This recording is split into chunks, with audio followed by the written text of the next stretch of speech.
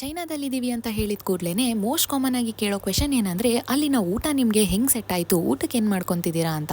ಈ ಥರ ಡೌಟ್ ಇರೋರಿಗೆಲ್ಲ ಈ ವ್ಲಾಗನ್ನು ಮಾಡ್ತಿದ್ದೀನಿ. ಸೇಮ್ ಇಂಡಿಯನ್ ಸ್ಪೈಸಸ್ ಥರನೇ ಇಲ್ಲೂ ಪಲಾವ್ ಎಲೆ ಸಿಗುತ್ತೆ, ಚಕ್ಕೆ ಆ್ಯಂಡ್ ಜೀರಿಗೆ, ಒಣಗಿರೋ ಮೆಣಸಿನ್ಕಾಯಿ ಎಲ್ಲ ಮಸಾಲಾ ಐಟಮ್ಸು ಸಿಗುತ್ತೆ. ಇದು ನಾವು ಯೂಸ್ ಮಾಡುವಂಥ ಸಾಲ್ಟ್ ಪ್ಯಾಕೆಟ್. ಇನ್ನು ಮಸಾಲಾ ಪೌಡರ್ಸ್ಗೆ ಬಂದರೆ ಇದು ಖಾರದ ಪುಡಿ, ಫೈನ್ ಪೌಡರ್ ಆಗಿರಲ್ಲ, ಸ್ವಲ್ಪ ಚಿಲ್ಲಿ ಫ್ಲೇಕ್ಸ್ ಥರ ಇರುತ್ತೆ. ಧನಿಯಾ ಪುಡಿ ಕೂಡ ಸಿಗುತ್ತೆ. ಈ ಶಾಪಲ್ಲಿ ನನಗದು ಕಾಣಿಸ್ಲಿಲ್ಲ. ದಾಲ್ ಐಟಮ್ಸ್ಗೆ ಬಂದರೆ ಕಡಲೆ ಸಿಗುತ್ತೆ, ಹೆಸರುಬೇಳೆ, ಮೂಂಗ್ ದಾಲ್ ಕೂಡ ಸಿಗುತ್ತೆ. ಆದರೆ ತೊಗರಿಬೇಳೆ ಮತ್ತೆ ಕಡಲೆಬೇಳೆ ಮಾತ್ರ ಇಲ್ಲಿ ಸಿಗೋದಿಲ್ಲ. ನಾವಿಲ್ಲಿ ಸಾಂಬಾರ್ಗೆಲ್ಲ ಮೂಂಗ್ ದಾಲನ್ನೇ ಯೂಸ್ ಮಾಡ್ತೀವಿ. ಇಲ್ಲಿ ಕಡಲೆ ಬೀಜ ನಮಗ್ ಸಿಗೋ ತರನೇ 3 to 4 ಟೈಪ್ಸ್ ಇರುತ್ತೆ. ಈ ಕಾಳು ನಮಗೆ ಇಂಡಿಯಾದಲ್ಲೂ ಸಿಗುತ್ತೆ, ಬಟ್ ಇದರ ಹೆಸರು ನನಗೆ ಗೊತ್ತಿಲ್ಲ. ಇದು ರಾಜ್ಮಾ.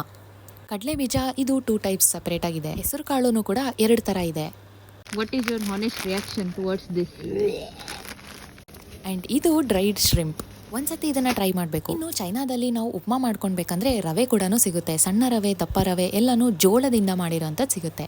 ಆ್ಯಂಡ್ ರೈಸ್ ಕೂಡ ನಮಗೆ ಇಂಡಿಯಾದಲ್ಲಿ ಡಿಫ್ರೆಂಟ್ ಸಿಗೋ ಥರ ಇಲ್ಲೂ ಒಂದು 6 to 7 ಟೈಪ್ಸ್ ಆಫ್ ರೈಸಸ್ ಸಿಗುತ್ತೆ. 25 kgs ದೊಡ್ಡ ಬ್ಯಾಗ್ ಬೇಕಂದ್ರೆ ಕೂಡ ತೊಗೊಳ್ಬೋದು, ಆರ್ ಸ್ವಲ್ಪ ಕೂಡ ಇದರಲ್ಲಿ ತೊಗೊಳ್ಬೋದು.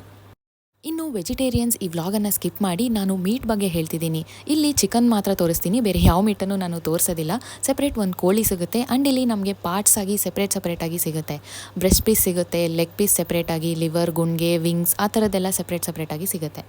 ನಾವಿಲ್ಲಿ ಕಾಮನ್ ಆಗಿ ಚಿಕನ್ ಮಾತ್ರ ತಿನ್ನೋದು, ಅದರಲ್ಲಿ ಬೋನ್ಲೆಸ್ ಮತ್ತೆ ಲೆಗ್ ಪೀಸ್ ಮಾತ್ರ ಯೂಸ್ ಮಾಡ್ತೀವಿ. ಹಾಗೆ ಪೀಸ್ ಕೊಡ್ತಾರೆ, ಬೇಕಂದ್ರೆ ಅವರೇ ಚಾಪ್ ಮಾಡಿ ಕೂಡ ಕೊಡ್ತಾರೆ. ಅಂಡ್ ನಾನು ಯಾವತ್ತು ಚೈನಾದಲ್ಲಿ ವೈಟ್ ಕಲರ್ ಆಗಿರೋ ಎಗ್ಸ್ ಅನ್ನ ನೋಡೇ ಇಲ್ಲ, ಈ ಕಲರ್ ಎಗ್ಸ್ ಅನ್ನೇ ನೋಡ್ತಿದ್ದೀನಿ. ವೆಜಿಟೇಬಲ್ಸ್ ಕೂಡ ಎಲ್ಲಾನು ಸಿಗುತ್ತೆ. ಸೊ ಇಷ್ಟೆಲ್ಲ ಸಿಗೋದ್ರಿಂದ ನಾವು ಮನೇಲೆ ಅಡಿಗೆ ಮಾಡ್ಕೊಂಡು ತಿನ್ಕೊಂಡು ಆರಾಮಾಗಿ ಇದೀವಿ.